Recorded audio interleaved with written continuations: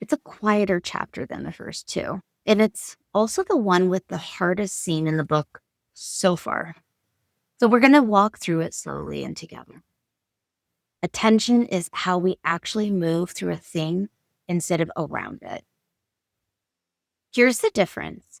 A strong find it question sounds, why does Candy turn his face to the wall instead of watching what happens to his dog? A weak question sounds like this. What is his dog's name? One opens the chapter up and the other just checks it back. And the narration writing is truly the heartbeat of the course. It's when you take ownership of what you've read. Your brain is actually going through and processing and digesting and then absorbing what you've read.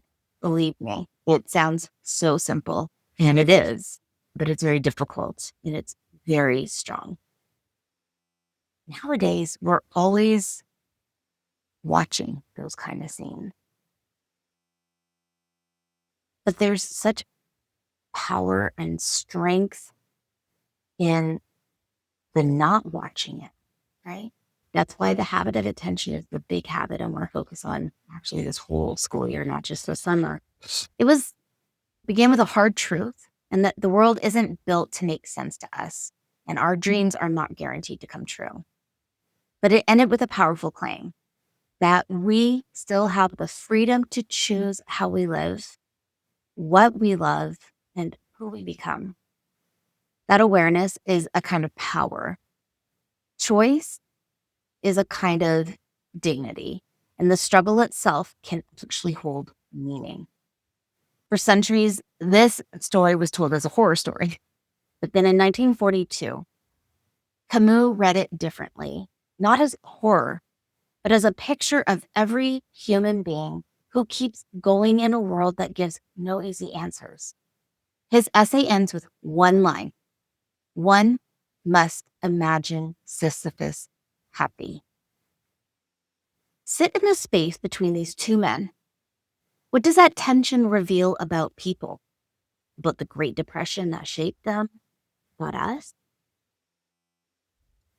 And as you look, hold it beside Candy, someone at a distance from the thing that they long for, looking toward a home that is not quite in reach. A bear is huge and powerful and not always aware of his own strength. Something you would not want to corner. And Steinbeck hands that all to you in a single word.